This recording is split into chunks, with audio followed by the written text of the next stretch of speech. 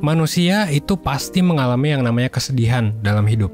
Apalagi kalau misalnya ya kejadian yang kita alami itu benar-benar bikin kita sakit hati, bikin kita down, atau bikin putus asa. Bisa jadi lo sedih karena berbagai macam hal ya. Mungkin karena orang tua lo, mungkin karena suatu kejadian tertentu, mungkin karena lo gagal ujian, mungkin karena pekerjaan juga. Dan akhirnya banyak dari lo yang mungkin ngedown ya. Itu karena beberapa kejadian yang lo alami dalam hidup, dan akhirnya ini berdampak pada lo jadi malas-malesan mungkin. Berdampak pada ya banyak aspek lah dalam hidup lo. Gue pribadi juga dulu pernah ngerasain yang namanya kesedihan ya. Ketika gue lagi kuliah, terus kayak tiba-tiba ayah gue sakit, terus juga gue nggak tahu gue bisa bayar kuliah atau enggak, dan bisa lanjut kuliah atau enggak. Dan itu tuh nggak enak. Gue paham sih sebenarnya gimana rasanya menghadapi kesedihan, gak punya uang lah, terus juga wah ada masalah mental juga, ada masalah fisik juga lagi, gitu ya, tambah lagi insecure, overthinking, itu emang berat sih ya. Dan di sini gue mau ngasih tahu bahwa ya memang yang kita alami ketika kita sedih dan dampak-dampaknya juga itu tuh wajar gitu sih. Bahkan sebenarnya kita bisa tumbuh jadi sosok yang lebih kuat dan lebih hebat daripada diri kita yang sebelumnya. Nah, gue di sini mau cerita di video kali ini tentang apa sih yang ngebedain orang yang habis sedih terus bisa bangkit dan orang yang habis sedih nggak bangkit. Buat lo yang penasaran, mungkin lo ngerasa bahwa lo orang yang sedih terus nggak bisa bangkit gitu ya. Atau sebaliknya, lo juga pernah mengalami kesedihan, pernah dibully, pernah diapain, tapi bisa bangkit. Nah, gue bakal jelasin nih sebenarnya mekanisme apa yang terjadi ketika lo bisa bangkit dan ketika lo bisa malah reborn gitu. Jadi orang yang jauh lebih baik daripada sebelumnya. Oke?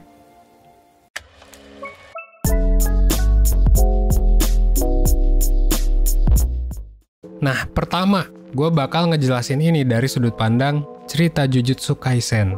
Nah, gue nggak pernah nonton by the way ya, jadi sorry kalau ceritanya salah. Ini dari scriptwriter 1%. Nah, ini nyeritain soal Yuta Okutsu. Jadi, si Yuta ini, dia mengalami yang namanya itu bisa dibilang trauma. Kenapa? Karena kekasih masa kecilnya, namanya adalah Rika, significant other lah, orang yang cukup dekat sama Yuta. Nah, dia tuh kecelakaan sampai meninggal. Dan bukan cuma itu, Rika yang udah meninggal ini, dia berubah jadi yang namanya gentayangan. Jadi kayak semacam terkutuk gitulah. Dan si Rika ini, dia tuh terus nempel dan ngegentayangin si Yuta ini. Yang tadi gue bilang ya, kayak sebuah kutukan gitu. Si gentayangan ini, Rika ini ya, itu sebenarnya overprotective banget. Dia bisa ngebunuh orang karena cemburu sama Yuta gitu ya. Atau marah misalnya ketika si Yuta ini dibully di sekolah. Bahkan sampai si Yuta ini divonis hukuman mati. Tapi hukuman ini dicegah sama yang namanya Gojo Satoru. Si Gojo ini adalah penyihir terkuat sekaligus guru di SMA Jujutsu. Gojo minta Yuta masuk SMA Jujutsu supaya dia bisa ngebimbing si Yutanya secara langsung. Nah, akibat bimbingan dari Gojo dan dukungan dari teman-teman sekelasnya yang cukup suportif sebenarnya, yang awalnya si Yuta itu kan dibully di sekolah, bahkan mau dihukum dan lain sebagainya gitu ya. Yuta akhirnya bisa bangkit lagi setelah pengalaman traumatis itu dan berhasil jadi versi terbaik dirinya sendiri. Bahkan Yuta dianggap sebagai penyihir yang paling kuat di generasinya. Nah, pertanyaannya adalah kok bisa? Kok bisa Yuta yang kayak gitu tuh bangkit lagi? Ya ini cuma film sih ya. Tapi banyak juga kan sebenarnya mungkin kasus di sekitar kita, orang yang dulunya dibully gitu kan. Gue dulu tuh gendut banget teman-teman. Gue dulu nggak pede sama fisik gue ya. Gue juga mungkin sama kayak Yuta gitu ya, meskipun nggak separah dia. Gue juga dibully dulu. Gue dipanggil si gentong dulu tuh ketika gue SD dan SMP. Dan dulu pas SMA, gue jujur ranking gue nggak sebagus itu. Ketika gue bilang gue mau masuk UI dulu ya, gue inget banget nih, ini jauh sebelum gue ngebangun 1% ya. Itu orang-orang bilang gak usah lah gitu, susah. Bahkan guru BK gue waktu itu bilang, udahlah yang deket-deket aja. Bahkan ya ditawarin yang mungkin dia bilang realistis aja. Which is true, bener bisa jadi to some extent. Maksudnya adalah ya bisa jadi bener perkataan dia, kurang realistis. Tapi itu bikin ya mental gue kena juga sih gitu ya, zaman dulu. Tapi ada juga temen gue kan ketika masuk UI akhirnya, alhamdulillahnya gue masuk. Teman gue tuh ada yang juga dibully juga, yang punya masalah fisik, mental, dan lain sebagainya. Kebetulan gue ketua angkatan ketika gue masuk UI di Fakultas Psikologi UI tahun 2015. Gue punya temen yang ya mungkin serupa lah masalahnya sama gue. Serupa tapi tak sama lah. Tapi akhirnya dia di DO. Pertanyaannya adalah, apa sih yang ngebedain? Nah, kalau menurut gue, dan ini bukan cuma menurut gue sih, ini juga dari riset, gue ngelihat ketika gue jadi ketua angkatan, dan pada akhirnya gue juga jadi ketua BEM sih sebenarnya di psikologi ya, pas tahun 2018, gue ngelihat bahwa orang yang bisa bertahan dan yang enggak, sebenarnya ada satu perbedaan yang cukup mencolok, yaitu apa? Yaitu dukungan sosial. Ini juga terjadi di film si Yuta tadi. Ketika dukungan sosialnya cukup, punya temen cerita dan lain sebagainya, dan ya kita juga usaha gitu ya, pergi ke psikolog, pergi ke mentor dan lain sebagainya. Nah ini yang akan men-trigger sebuah teori yang namanya adalah post-traumatic growth. Post-traumatic growth adalah kesanggupan orang buat ngedapetin perubahan psikologis yang positif setelah peristiwa kehidupan yang traumatis.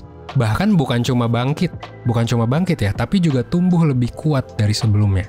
Dan ini juga menarik, gue akhirnya nyari-nyari ya di riset soal ini, dan gue nemu riset yang menarik. Jadi, ini riset dilakuin di Universitas Udayana ya, kebetulan di Indonesia gitu ya. Bagusnya yang gue temu pertama di Indonesia. Jadi di sini ngejelasin soal bullying.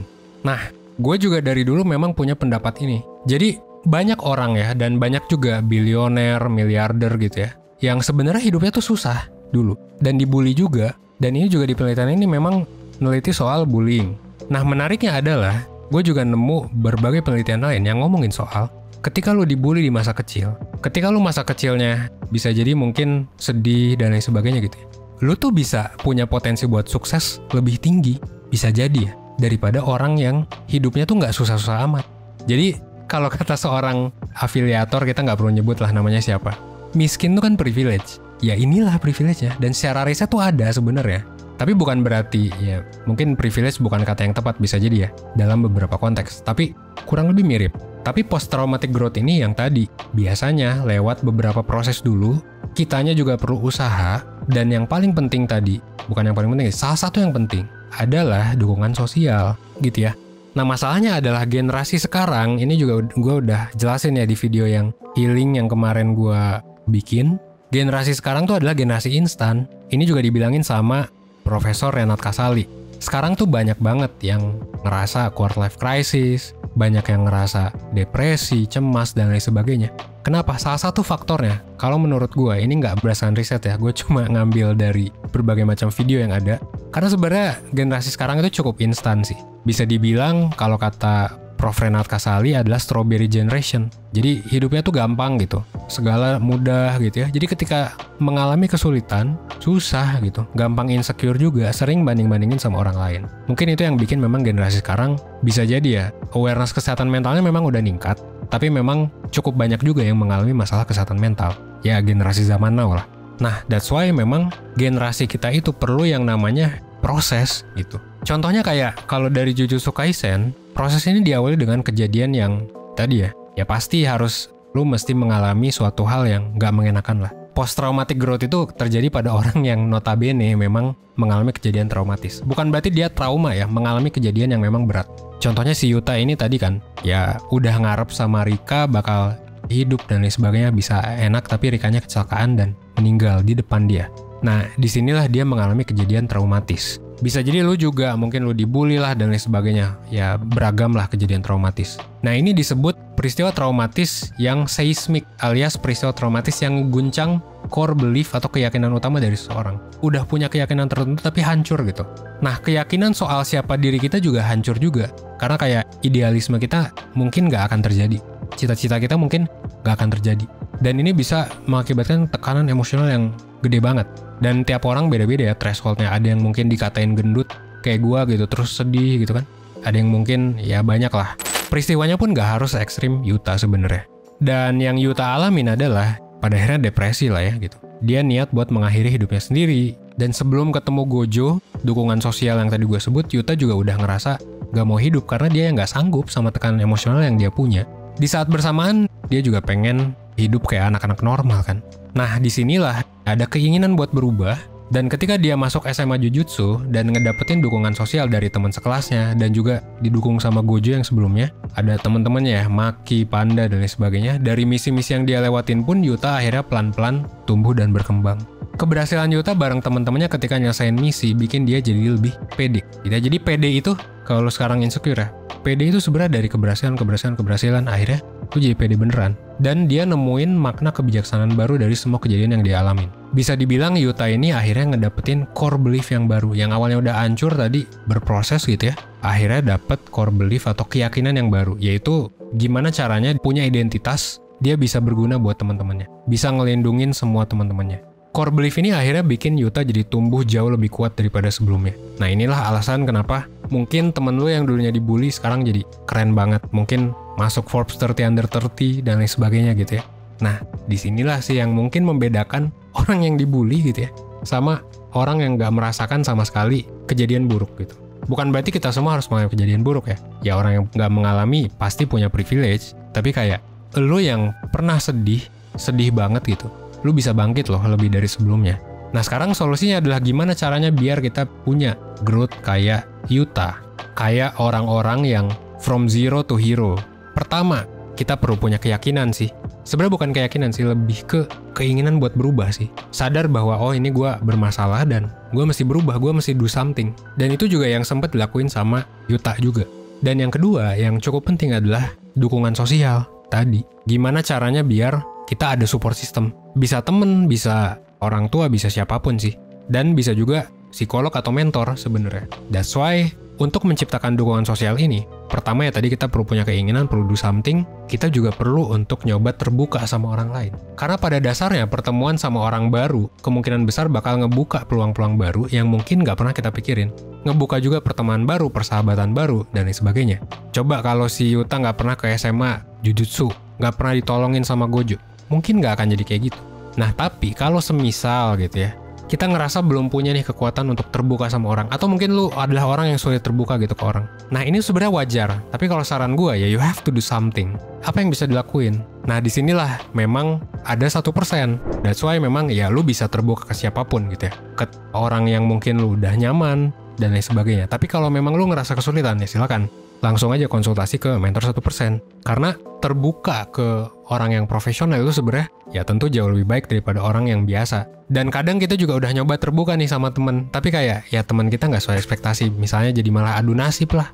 Itu yang malah jadi ngomongin kita di belakang atau malah kayak ngebocorin rahasia kita ya, itu juga mungkin terjadi. Jadi kayak jangan lupa juga untuk nyoba terbuka. Mungkin bisa pilih-pilih juga orang yang terbukanya. Tapi kalau lo ngerasa kayak lo belum siap dan lain sebagainya, lo bisa minta saran sih, minta bantuan ke mentor 1%. Dan sesimpel lo ngerasa bahwa lo ada masalah aja dan lo ngerasa butuh doing something, itu juga udah bagus sih. Ya itu juga at least udah sedikit demi sedikit lah lo berkembang gitu menjadi lebih baik. Ya sama kayak tagline 1% ya, at least 1% aja setiap harinya. Dan itu yang kita percaya sebagai life school di Indonesia. So, ya silakan ya, praktekan saran-saran tadi, coba resapi cerita di Jujutsu Kaisen, dan akhir kata semoga lo bisa berkembang jadi lebih baik, seenggaknya 1% setiap harinya. Dan kalau misalnya lo butuh bantuan, ya silakan ke konsultasi 1%, oke? Akhir kata, kalau misalnya lo tertarik, silakan klik link deskripsi. Gua Evan di 1%, well, sampai ketemu di mentoring 1%, oke? Thanks.